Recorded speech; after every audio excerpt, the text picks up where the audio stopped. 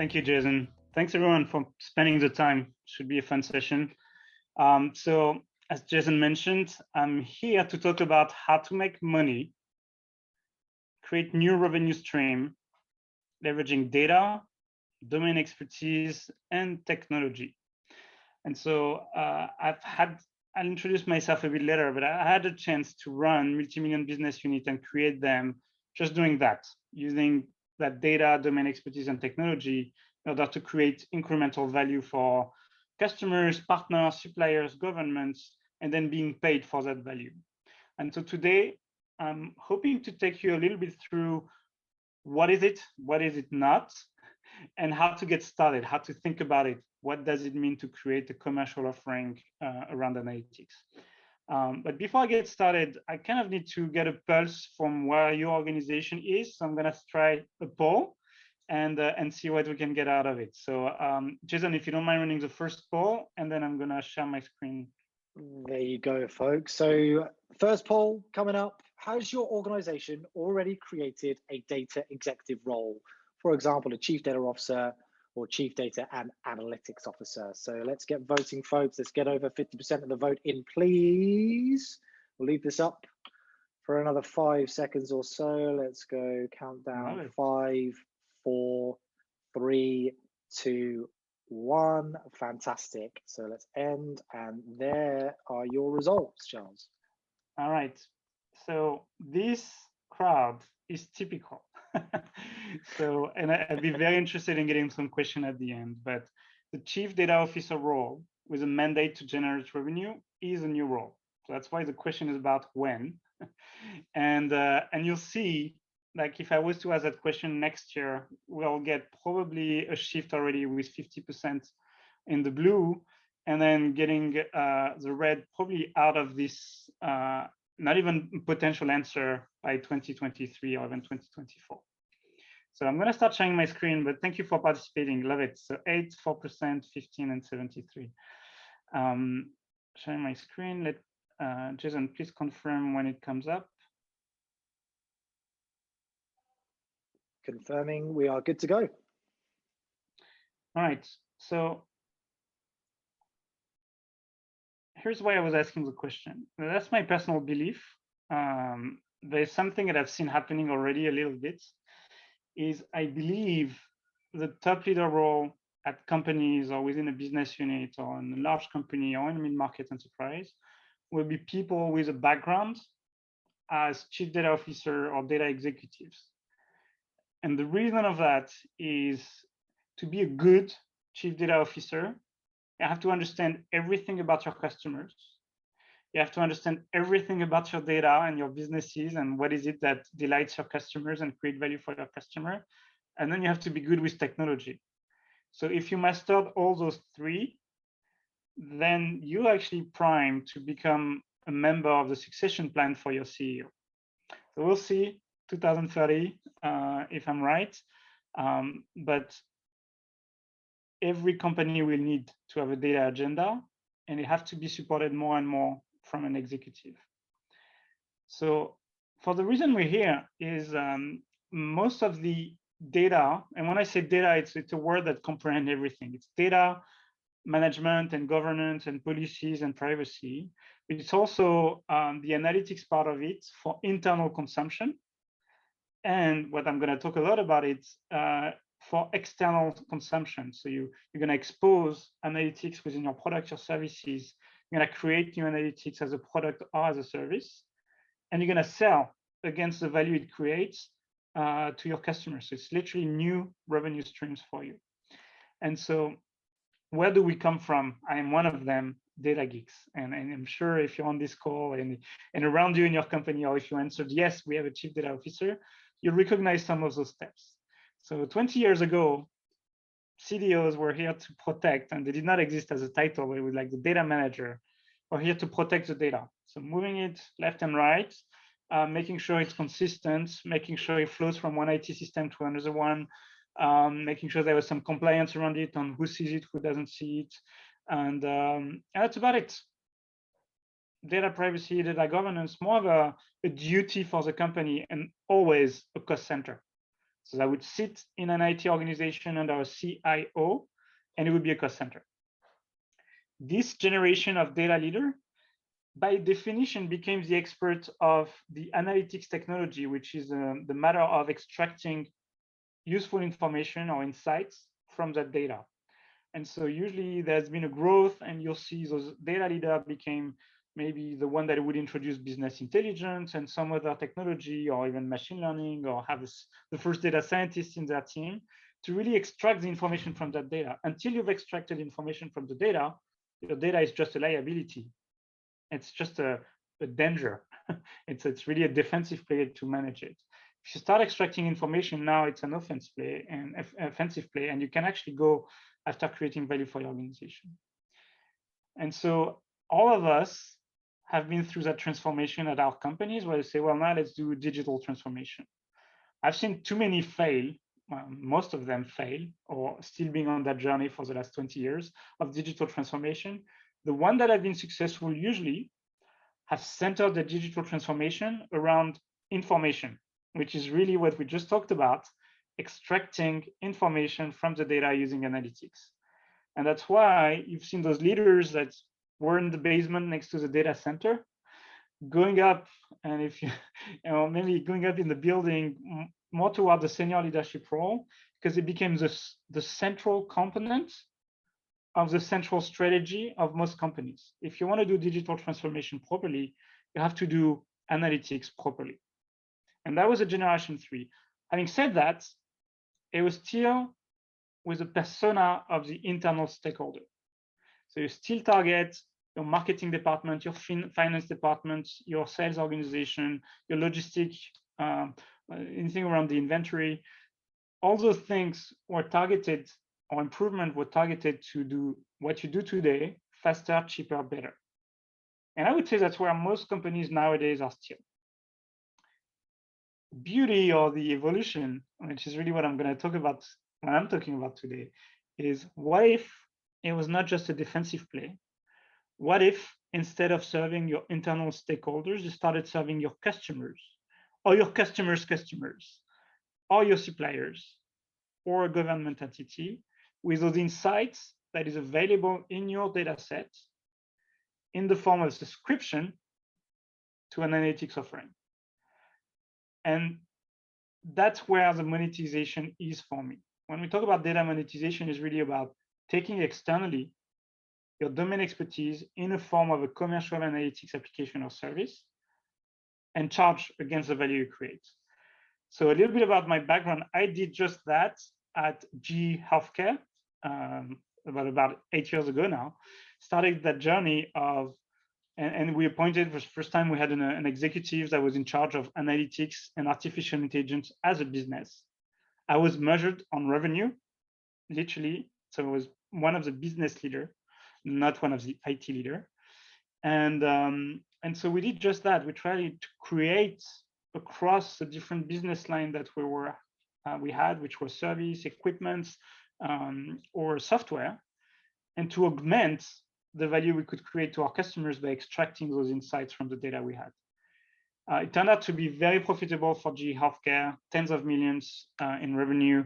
The team grew from 1, which was me, to 150 people, and still running, now doing much more on the artificial intelligence space, and super successful in transforming healthcare through analytics. And so you too can do that. And so before I go into the next part, I want to define data monetization. I think I've said a lot about what it is already, but in its simplest form, it's a very, very bad term because it's a contraction of like 7 steps or 6 steps that is on this slide. So it starts with data, obviously, and all of you have data. Don't come and say I don't have data, but and then somebody that's finding a way to present that data so that you can analyze it. So from data, you visualize, you analyze. It's one persona in your company sometimes. Then that person, usually not the same, should find a way to find a decision maker, somebody who can act on that analysis. And when and if, and only when, that decision is made, then value is created. In a business context, value has to be a financial outcome. It is sad. I used to work in healthcare. We're trying to go after clinical outcomes, but really the one that resonates the most in the monetization context is a financial outcome, which is revenue, margin, so top line or bottom line, and eventually cash flow, depending on what data set you're playing with. If you do that, then you can do monetization. If I create 1 million of revenue for you, I'll be extremely fair in charging you 100,000 to create that 1 million in value. And that's the entire monetization world. So I'm gonna give you an example in a second. Jason, I actually would like to run the second poll if you can do that now. Happy to, sir. So the second one is about your analytics journey. Where are you on your analytics journey? Mostly serving internal stakeholders. We have some analytics infused into our products and services for our customers. We leverage analytics to help our customers drive outcomes for their customers. Some even splits coming here. Give us another 5 seconds. 5, 4, 3, 2, and 1. Last second vote in there, snuck in. And there you go. Nice. Well, first, thank you everyone for participating. All right, so of course, there's a bias in that question. I'm expecting some kind of answer. That's how I define the maturity of an organization. I think you do need to start with serving your stakeholders, internal stakeholders. Then you need to start doing better for your customers. So you try to embed and infuse analytics in your products. And then you try to help your customer do the same thing. So now you're being in their shoes and you deliver analytics as a service or as a product to them. Interesting results. Again, please start asking your questions in the Q&A, because I'd be very intrigued in understanding like the 22%, what is it that you actually sell in your data monetization exercise, because that means you're getting there. And the other thing is, because of the previous answer, where few of you have actually implemented a chief data officer organization or analytics organization, and yet many of you, or more than I expected, are currently doing monetization. I'd like to see how you could scale that moving forward. So please ask Q&A or start chatting in the chat. Thank you, Jason. And repeating what I said earlier, you're gonna read books where they say data is an asset. I actually disagree with those books. Until you've done something with it, it's a liability.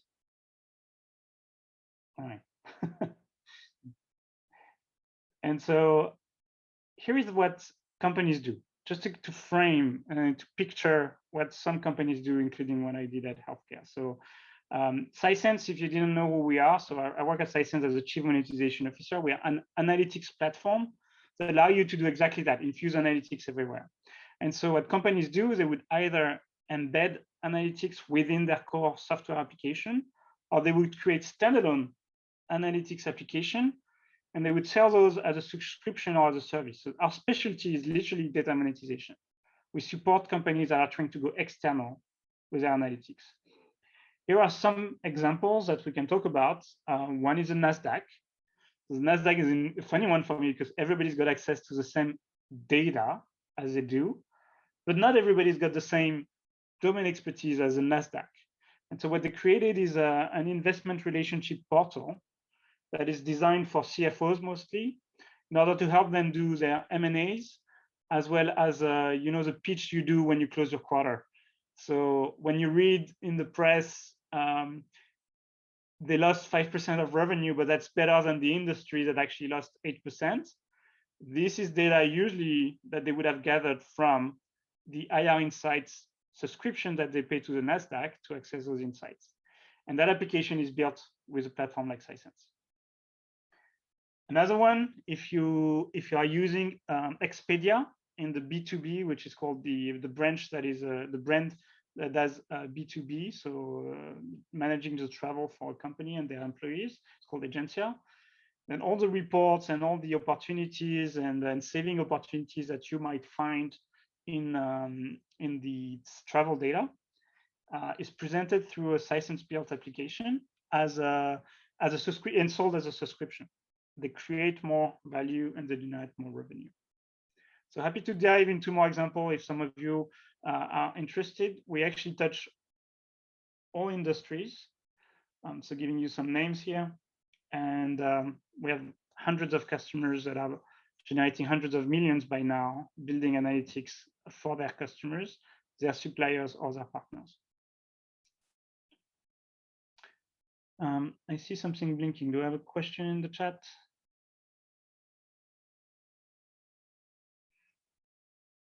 Yeah, good question. And I believe everybody's saying it, but absolutely, you don't want to sell the data. That's exactly why I'm making that circle and why data monetization is like such a bad term. Really, what you're saying is we should call it insight monetization, because selling the data, and I'll explain that in a second, is actually just selling more work to your customer, because then they would have to do a lot with it until they get some value. So before I close on that, so we support customers. This is how we play. We're one component of your ecosystem. The discussion today is not about Sisense. If you want to know more, please reach out. But we are a modern infrastructure, cloud API first, that would allow you to do everything I'm talking about, which is extract value and present it as a notification, as a widget, as part of your application, or as a standalone. So a little bit to your question, Kevin. This is what you monetize. You do not monetize the data. You monetize the insights that you can create from that data. And so a little bit what I was explaining earlier, you are on that journey.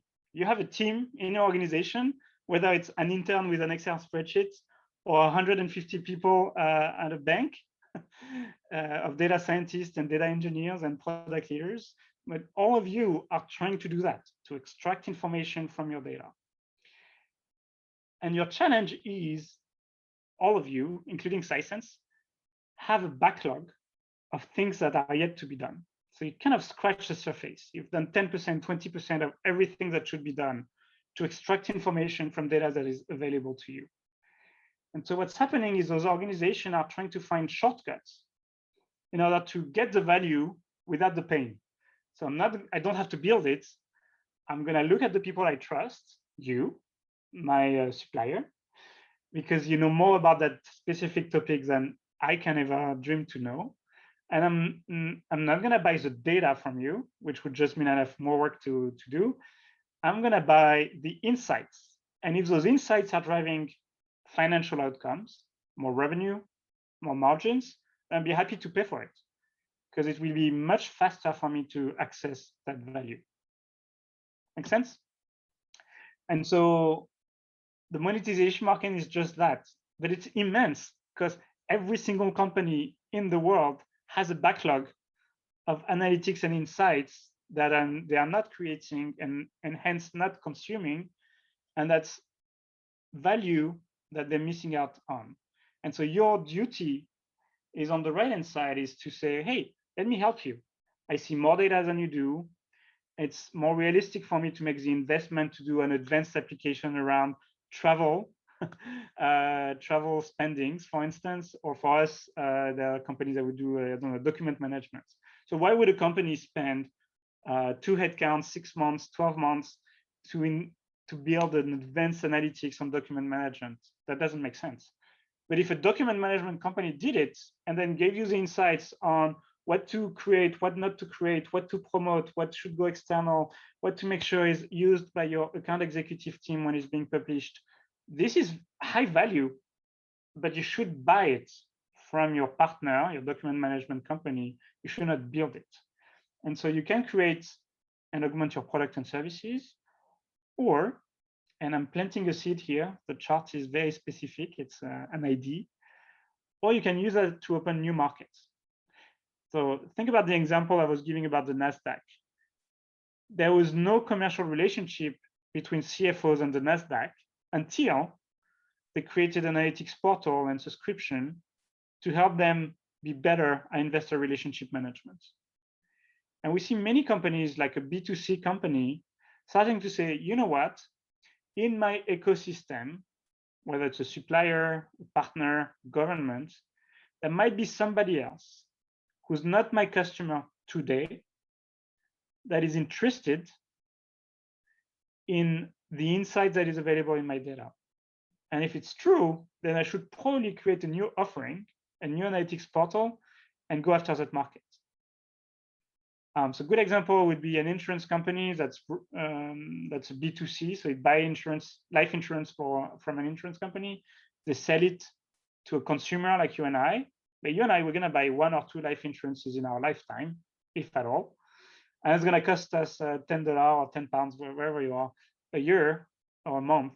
And so we don't care if you give me analytics as you do the sale or not. But if you had all those transactions for the last 5-10 years of all the life insurances that were sold in a specific subset of population, then this is tremendous value to the insurance company. And you should make an effort to provide that information to help the insurance company create better product, better pricing. And that's one way to monetize your data. And this example is actually real. That happened to one of our customers. So repeating the same slide and really trying to frame it, and then we'll do a little break with, actually not yet with a poll, but Jason, let me know if there are questions I should look into just yet, but feel free to continue asking questions as we go. So here is a framework I've been using for the last probably 10 years now of trying to think about this world of opportunity that a chief data officer or data executive has at hand. And maybe 5 years ago, it was, you should do it because it looks good. Nowadays, you have to do it because if you don't, you're missing out. Okay, so there's much more urgency today than might have been 5 years ago because everybody is doing it or everybody thinking about it. Everybody thinking that there's a gold mine that's sitting there, which is their data set and their domain expertise, and that if somehow they could use the right recipe to blend those things and present it to their customers to create more value, they should be able to make money. And so first come first, what is your data ecosystem? Well, your internal data, we talked about it, which usually you use to serve your internal stakeholders. And you can do that. The external data that you create and manage for your customers.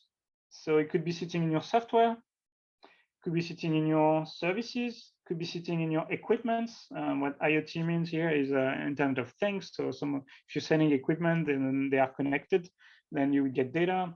IOH is a term that I trying to coin in the industry that nobody else but me is using. It's Internet of Humans, but I do believe in the Apple Watch and the mobile phone being a source of data. And it's really like a sensor that is constantly on a human being. So that's what I would call the Internet of Humans.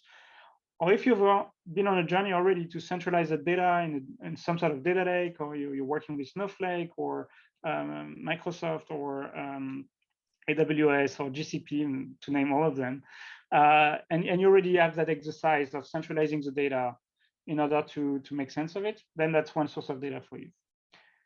Last but not least, it could be relevant for you to go after data that you don't create and don't manage, but that could add context to your data set.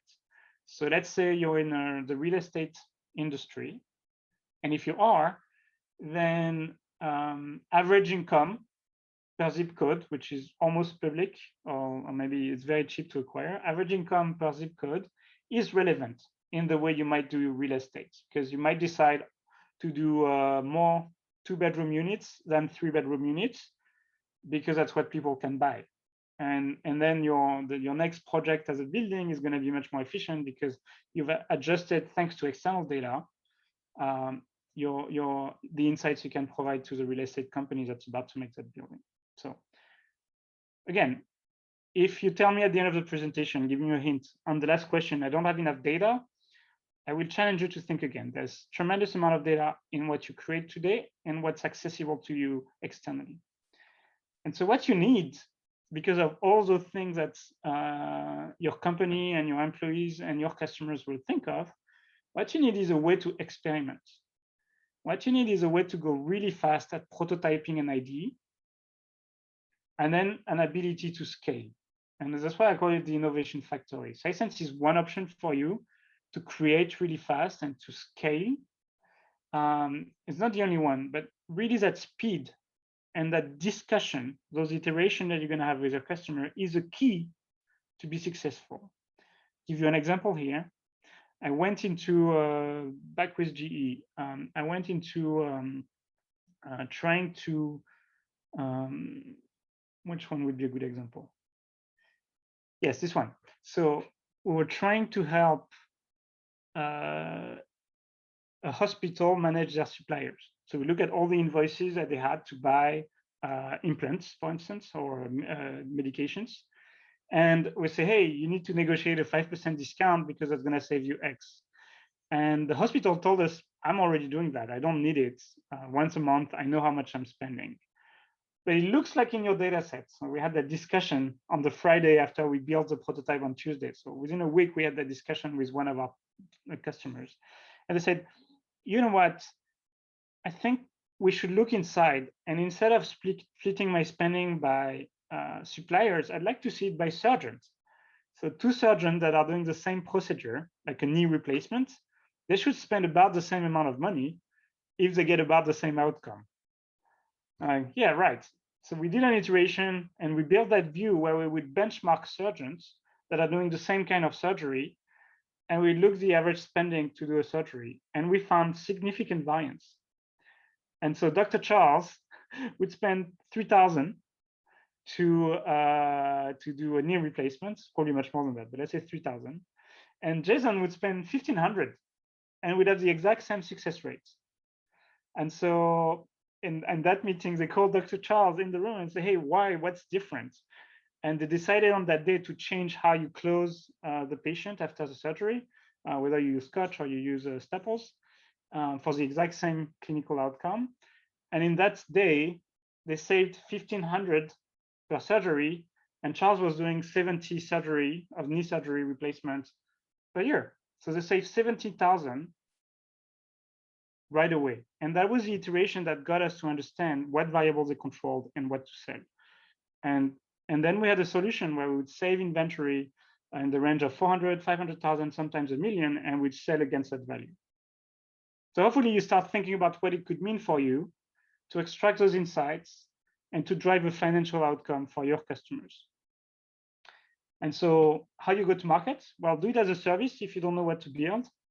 Create with your customer until you know a bit better, and then make it more of a product, which think of it as an application ecosystem, where some of it is free, it's basic reporting, some intelligence, part of what you owe them. And some of it is much more value. It's incremental value to your core services. It's quite often a different persona in the account you're trying to sell to. And do value-based pricing. If I'm selling you again 2 million, then I should charge you 200,000, regardless of how much it costed me to build it. And if I'm only saving you 100,000, then I can only really charge you 10,000 if I'm thinking of a 10x return on investment as you're selling it. And I highly recommend, even if it's 1 hour that you spend on it, to craft this page with some, like do a brainstorming on a Friday afternoon to look at what are your data sources for your customers and what are some of the problems you think you can solve for your customers, and get that thinking going over the next few months if you don't have yet a monetization engine or if you don't have yet a chief data officer, and take it forward.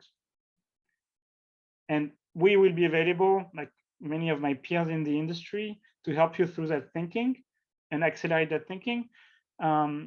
But it's really on you to decide or not to go after it.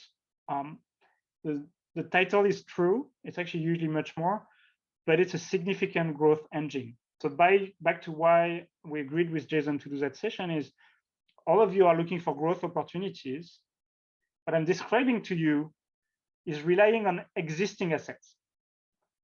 So you already have the data, you already have the market, you already have the domain expertise because you exist, and so you know some things that your customers don't know. And so maybe you have to do a bit of investment on technology, but that's not going to be significant in regard to the growth opportunity. So that's pretty much it. just one more slide, if we share the deck, just to say, think about everyone, not just serving your internal players, not just your existing customers, but anybody else. And I've said it a couple of times. And then finishing on the visual, which is really, it is your duty with your domain expertise, with your data, to infuse that intelligence to help your customer make better decisions and create better margins and better revenue for them, and being paid on that revenue. So I've got one more poll, and then we jump into the Q&A. There you are, folks. Pretty straightforward question here. Following this fantastic content and information delivered, has your thinking evolved on analytics monetization? Well, you made my day. As if there would be any other answer there, Charles. Of course, of course, of course, of course. I had 30 minutes to convince you. I've tried to use it. I like that the one that you think is a struggle is a market. And it is true. There might be some thinking around your market. And thank you for those answering, by the way. It's really useful. Much appreciated. Yes. It is not about the data. I made it clear. You have the data. It is not about the technology. You can acquire it. If you want to work with us, we'll be here. Market is a good question. Or just do it, which is really what I'm getting here, 76%. Just go for it. Fantastic stuff. Well, thank you very much. I'll leave this final slide up just so folks, you can kind of take notes of Charles's contact information, so you can follow him on Twitter and find him and connect with him on LinkedIn, etc. And you're welcome to that conversation. Good stuff. Well, thank you very much. Well, we do have some questions coming in on this topic of data. So let's tackle some of these comments and get your thoughts on some of the comments in the chat box first. So David asked, what are your recommendations for managing the complex legal/regulatory environment that seems to continue to build around sale of data? We've seen challenges both around complex and nuanced ownership of the data itself, and then obviously the PII. Excellent question. Thank you, David, for asking it.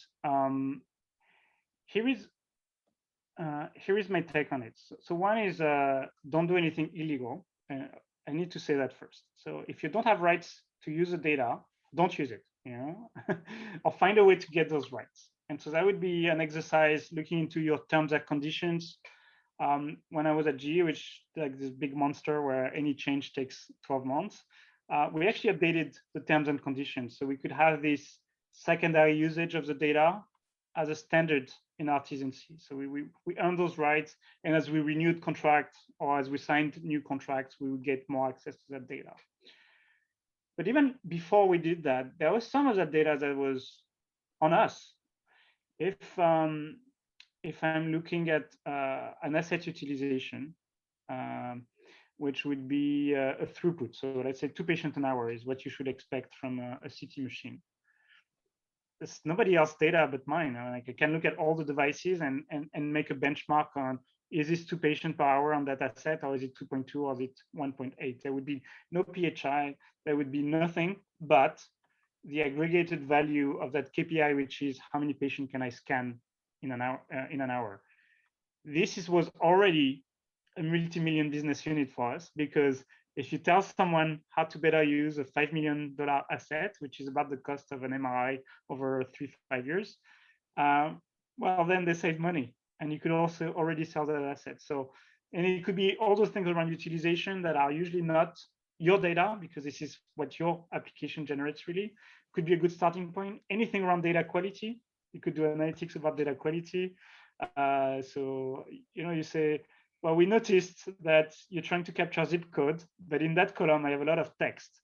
So you got only 80% accuracy on that data set. And you know what happens? When you do your mailing campaigns, that means you're missing out on 20% of your potential buyers. There's nothing in that can be attributed to any form of PII or data privacy. And there's tremendous value just doing that, increasing data quality for better output of anything. So think through it. Create a data governance program if you can afford it. Change your terms and conditions. But really, if you partner with 1 or 2 customers, maybe use data as a currency.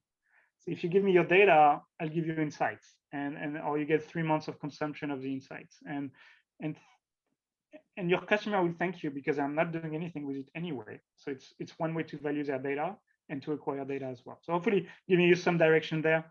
I think I did a full webinar on data. It's different if you're trying to do artificial intelligence. So if you Google me or if you reach out, I'd be happy to share that. Fantastic, thank you very much. Another question / comments that are coming in here is, one challenge is typically the organization of the data. Because most organizations inherently do not plan to use the data in this way, it's very rare for the data sets to be organized in a way that can be easily analyzed. Yes, a very big challenge. So then there's also the complexity of compliance, ensuring that you have the permission to use the data in the new way, for example, with GDPR. Comments around that. What can people do? I mean, is there any way to kind of like tackle some of those issues? Yes. And so on the compliance stuff in the GDPR, I'm going to link back to what I just said, which is really what can you do? Like think about it, sit down, do a data inventory, and start looking into that. But remember, all those efforts on that data set are useless if they're not tied to a specific business outcome. So I would do reverse engineering and say, all right, in order to drive that pricing optimization, whether it's for internal consumption or for my customer, this is a subset of data I actually need. And then work hard to make sure that if you use that data, you're compliant. But don't try to look at all the data you've got and make it clean in case someone someday has a business case for it. So really start with the business first, and then do everything you need backwards to the data. On the organization didn't plan to use it. It's a super question. It's true. It's really rare that a product leader starts, or it's less and less, but it's been rare to have a customer that starts with a product leader that says, I'm going to capture every single bit of data so that I can do advanced analytics moving forward. And so this is what having an executive that's going to remind your organization all the time that if data is better, insights will be better, and the overall business will be better, is so important. It has to become a new DNA, but it has to come from the top as well. So at GE, and I'm using that example because I spent 15 years there, but it's true with many organizations we advise. I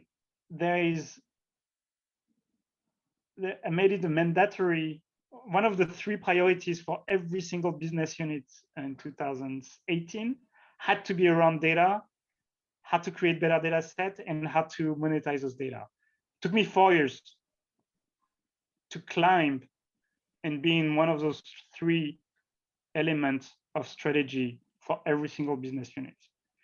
And it took GE to appoint an executive to do just that. So it is a challenge, and it has to come from the top, but it's well worth it once you get there. Excellent, thank you. A very, very straightforward question here. What's the difference between Microsoft Power BI and Sisense? Yeah, so Microsoft Power BI is an excellent solution, no problem with it. It just doesn't serve the same purpose. So it's kind of what we call the generation 2. It's which we do as well. Like it's gonna help you for your internal consumption. It's gonna allow you with customization, like we do, and it's gonna help you to standardize what a KPI is across the organization. It's gonna give a little bit of self-service capabilities. What it doesn't do as well, because it was not designed to do that, is to be embedded or infused within existing application or as a standalone white label with a full API framework, a full capability to ingest Python and R and any artificial intelligence. And that's a piece you actually need to do monetization. Because if I give you an insight, but to access that insight, you need to log in to a new system, change chair or change computer, and every Monday go away from your workflow, get to the insights and go back in the workflow to eventually apply what you've learned. Well, the likelihood of adoption is really low. If that insight was right before you clicked, it told you this, you should turn right instead of turning left, then it's much more likely that the adoption and the value creation will be better. And so that infusion of analytics within the workflow is critical. And for that, you need a specific microservices, cloud agnostic, cloud first API notification technology. And that's what we call the generation 3. That's what Sisense is all about. if you want to know more, please reach out. That's fantastic. And the final question I'll ask, just as we're coming up to end of time here, obviously, we started off talking about the role of the chief data officer. Yes. And establishing that not a lot of organizations that have that, but if they find themselves in a place where that role becomes, a mainstay in their organization, or if they're planning of appointing, what type of organizational structure do they need to create underneath the chief data officer? Oh, that's that question. Thank you, Jason. So you do have something around data governance, data compliance, data architecture, which is really like the raw material, the bottom of the slide that you said you should screenshot. That's important. I think then it's more the center of excellence. I usually would put the data science group there, mostly because of the level loading of the demand. Not everybody needs data science at the same time. And so if you have data scientists in every business unit, then they will get bored 3 months out of 9, as opposed to if it's centralized. So it should be more of so some of those capabilities, the platform, the go-to-market, the marketing, the pricing, should be centralized. And then you want to not centralize, because you don't want the business unit to delegate their analytics strategy to a central organization. That would be wrong. You need to own it. You want them to have their product leader or one of the product leaders to take care of it and consume the technology, the go-to-market, the data science that is made available. And so that's why in the central group under the chief data officer, I usually have like an optimization team. It's going to take a prototype and make it and scale it, or it's going to add artificial intelligence to it, or really more of a service group that's going to make sure it runs and that the deployment is consistent across the organization. But yeah, that's what I would centralize: the go-to-market framework, some of the technology, the data governance, but not the actual product. This belongs to the business unit.